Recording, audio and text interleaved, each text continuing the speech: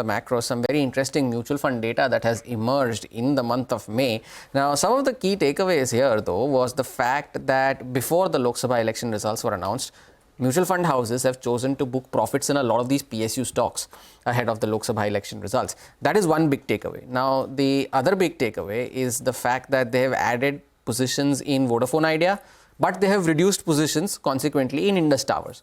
So that's another takeaway that they have, that from the month of May. This is a note from Nuvama that they've come out with what mutual funds did in the month of May.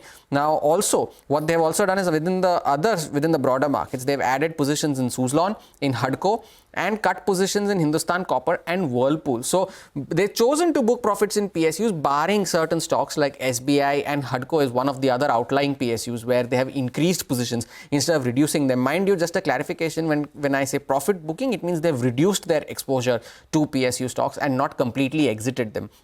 So which are these PSU names where they have reduced exposure? HAL is one of them. PNB is the other one. Bharat Electronics is the other one. There you can see now the returns until the 31st of May. Almost 80% is HAL, PNB is up 35%, BEL is up 60%. Now, once the Lok Sabha election results were announced, these stocks had a very sharp fall on the 4th of June, and now they're recovering from those levels, yet they are down almost 1%, 1.5%, 2%. Some of the other PSUs where they have reduced positions, Bharat Dynamics, BEML, Hindustan Copper. Now, Bharat Dynamics if you take a 12-month return, it's almost tripled in the last 12 months. BEML 55%, Hindustan Copper 30%. This is a year-to-date return that I'm talking about. For Bharat Dynamics, up 80% as well. Even these stocks now, since the start of June, are down anywhere between 9 to 10%.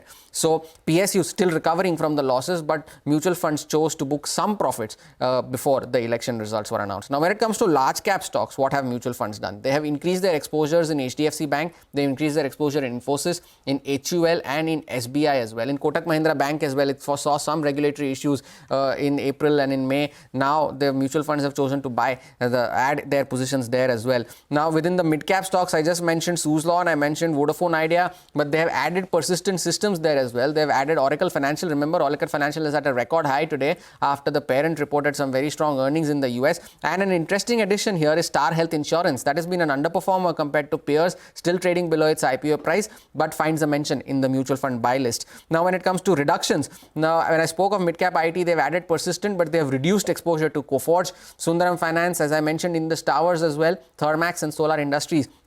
Some of the other stocks, they have exited a lot of small cap names. GMR Power is one of them, Pitti Engineering is the other, Ujjivan Financial is one of them.